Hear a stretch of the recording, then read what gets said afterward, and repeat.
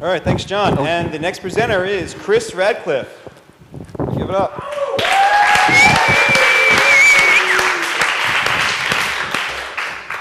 Oh yeah, so what am I talking about?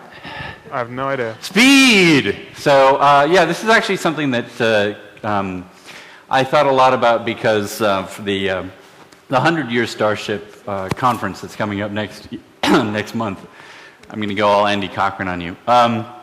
And of course I heard, this, and I thought, Starship, because, Starship. And Mae Jemison is the head of the project, and she knows what she's talking about. So we proposed this talk about the kind of people that you're actually going to put on a Starship, and really it's basically you guys. So we're going to talk about you guys. But there's actually a much more interesting track. There's kind of the civilization track, but there's this other track called time distance solutions. And what that really comes down to is, how do we get there faster? How do we get, because obviously interstellar, we want to go to another star. So we have to get there fast. Well, but in order to, think about fast and speed and how you're actually going to get to some, really far distance that's measured in light years, you start talking about relativistic flight. And this little bugger comes in, and you talk about energy, and there's this asymptotic curve, and you have to start measuring your speed in nines, and it's how many nines are in this speed factor, and it's just a big mess. So back when I was in high school, I got tired of the mess, and I started thinking about interstellar voyages with this other factor. Basically. So the Earth reference frame, how many light years? So we already know, how far is it to the star per a year in ship's reference frame. And because of that whole Lorentz factor, those things they stretch and space gets contracted and that kind of thing.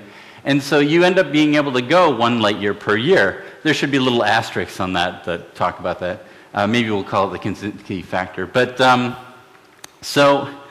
let me just completely diverge from that to talk about, you're going to a far star, and we're doing it for this 100-year Starship project in 100 years. And so you have to talk about generations of getting there. Now, it's not necessarily going to be quite this slow, but you still have to think about things in terms of, we're going to take decades, we're going to go really far. And let's say it's going to take a century to get there. Well, the century is a really long time. The difference between speed in 1812 and 1912 was pretty extraordinary.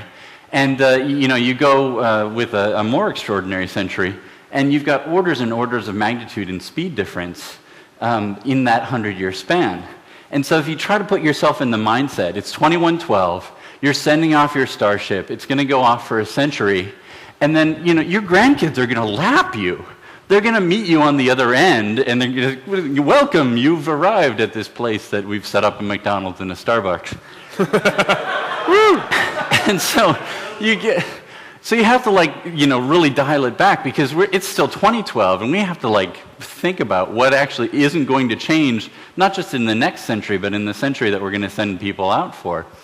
And so one of the few things that, isn't really going to change is the relationship between speed and energy. Energy is one of those things that's very constant. You talk about it different ways, you apply it in different ways. And one of the interesting things is that when you talk about speed and energy in relativistic terms, that the equations start lining up.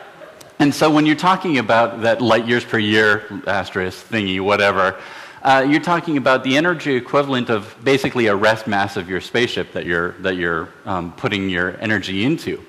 And so 10 times that, you go 10 times as fast, put big quotes on it.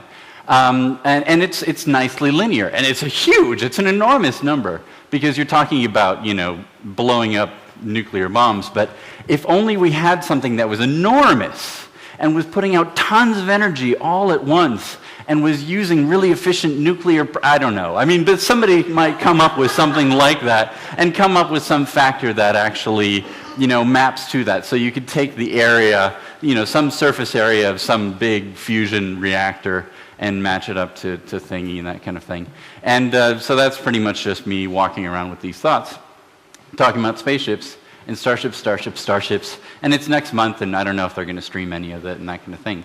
And that's about it. And so if you want to talk more about space and time, I would love to talk about it with you tomorrow.